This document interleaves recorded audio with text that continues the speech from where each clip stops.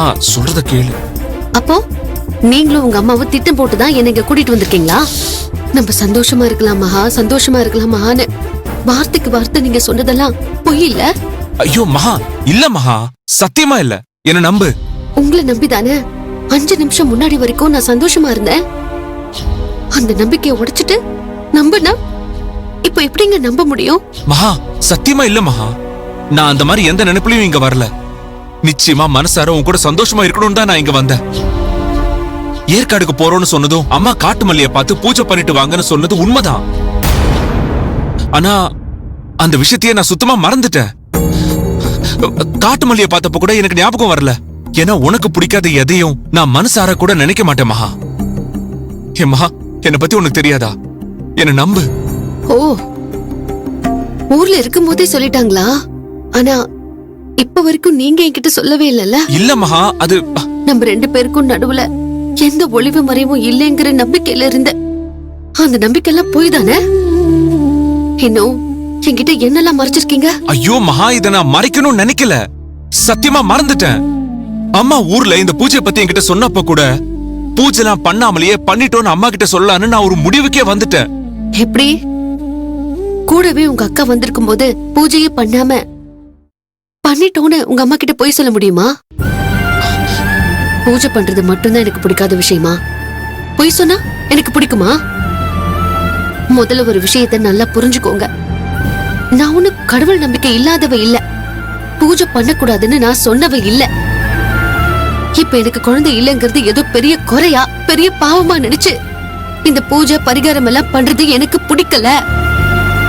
அத்தை இப்படி ஒரு எண்ணத்தோடு தான் நம்மள இங்க அனுப்பி வச்சிருக்காங்கன்னு தெரிஞ்சிருந்தா அவங்க கிட்ட நேரடியாவே முடியாதுன்னு சொல்லிருப்பேன்.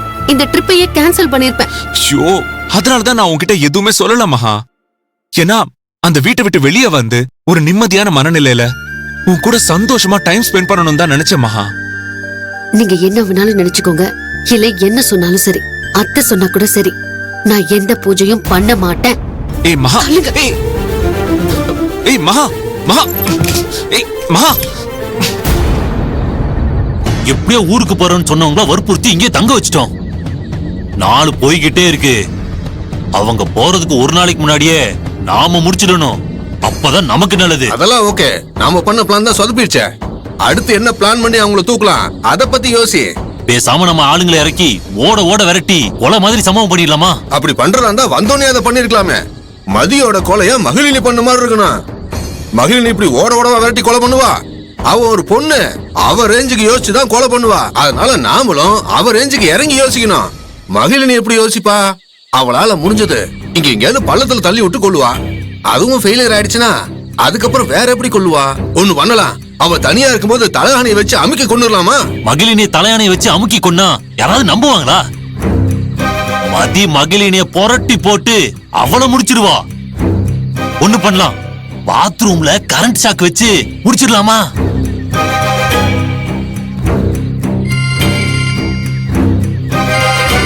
அஸ்வின் சார் தான்டா போன் பண்றாரு. ஹலோ, சொல்லுங்க சார். ஏய், இப்ப 2 பேரும் எங்க இருக்கீங்க? இங்கதான் சார், பக்கத்துல இருக்கோம்.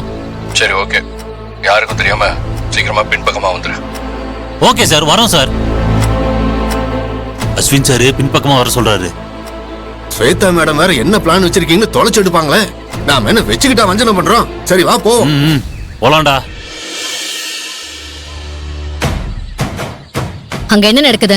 அங்க யாராவது என்ன பத்தி ஏதாவது பேசினாங்களா? போனை பெங்களூருக்கு அனுப்பணுமே, அதை ட்ராக் பண்ணாங்களா? ஆமா மேடம், மறுபடியும் உங்க போனை ட்ராக் பண்ணாங்க. அது பெங்களூர்ல இருக்குன்னு கண்டுபிடிச்சிட்டாங்க. ஆனா மகிழினி அதை நம்பல. நீங்க இங்கதான் இருக்கீங்கன்னு சொல்றாங்க. உடனே ஊருக்கு போகணும்னு அடம் பிடிச்சாங்க. ஆனா ஒரு வழியா நாங்க சேர்ந்து சமாளிச்சு இங்க இருக்க வச்சிட்டோம். நல்ல வேலை செஞ்சீங்க, இல்லனா ஏற்காடுக்கு வந்ததே வேஸ்டா போயிருக்கும். நான் பெங்களூர்ல தான் இருக்கேன்னு நம்பிட்டாங்களா? ஆதி அதை பத்தி என்ன சொன்னா? ஆதி சார் ஆரம்பத்துல இருந்தே மகிழினி சொல்றத நம்பல. ஆனா மகிழினி மேடம் மட்டும்தான் ஸ்ட்ராங்கா நீங்க இங்க இருக்கிறதா சொன்னாங்க.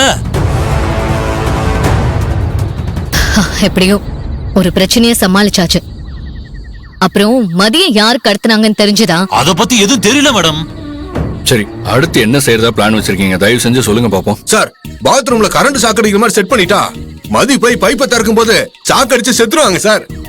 இந்த மாதிரி மொக்க ஐடியா தான் யோசிப்பீங்களா?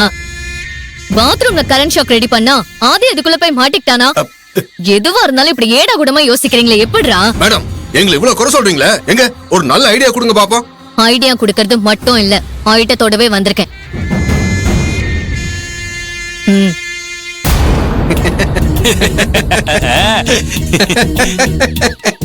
ஏய், இப்ப எதுக்குடா சிரிக்கிறீங்க? மேடம், நீங்க பாய்சன் பாட்டில கொண்டு வந்திருக்கீங்க, அத நினைச்சு சிரிச்சோம். இந்த பாய்சன் கலந்தத மதிக்கு கொடுத்தா ஆதி சார் குடிச்சா என்ன பண்ணுவீங்க? உன்ன மாதிரி முட்டாள் தான் இப்படி யோசிப்பாங்க. நான் அப்படி யோசிக்க மாட்டேன். முதல்ல இது பாய்சனே இல்ல, பின்ன என்ன மெடிசனா மேடம்? இது மயக்க மருந்து. இத நைட்ல டின்னர்ல கலந்துரு. ரெஸ்டாரண்ட்ல எல்லாரும் மயங்கிடுவாங்க. அதுக்கப்புறம் நீங்க எனக்கு இன்ஃபார்ம் பண்ணுங்க. நானே என் கையால மதிய கொன்னுடுவேன். அந்த பழிய எப்படி மகிழினி மேல போடணும்னு நான் சொல்றேன். இது நல்ல ஐடியா.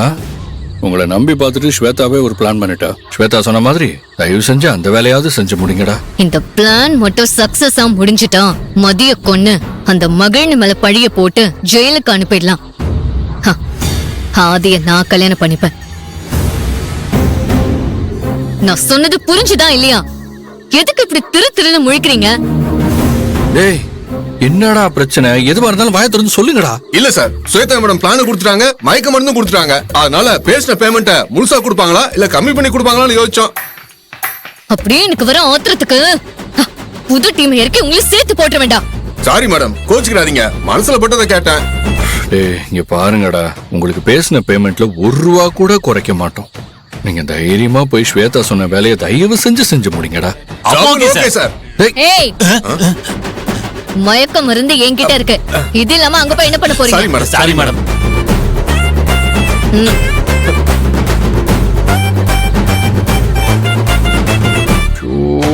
அஸ்வன், இவங்க இந்த வேலையாவது ஒழுங்கா செய்வாங்களா இல்லையா? என்ன ஸ்வேதா இப்படி கேட்ட? ரொம்ப சிம்பிளான வேலை தானே. அந்த மருந்த டின்னர்ல கலக்கணும், அவ்வளவுதானே. அதெல்லாம் செஞ்சிருவாங்க.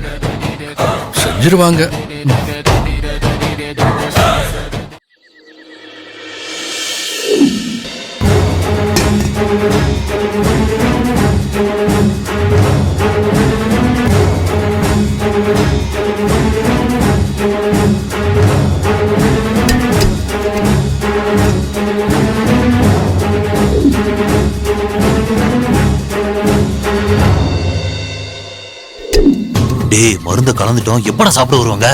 இங்க பாருடா, இன்னைக்கு எப்படி இந்த காரியத்துல நம்ம ஜெயிச்சே ஆகணும், புரிஞ்சுதா?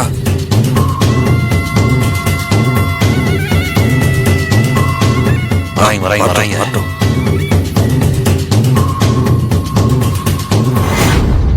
உட்கார். உட்காருமா. சாப்பிடலாமாக்கா? எனக்கு மனசு சரியில்லை, சாப்பாடு வேண்டாம். அப்படியா? சரி, எனக்கும் மனசு சரியில்லை, எனக்கும் சாப்பாடு வேண்டாம்.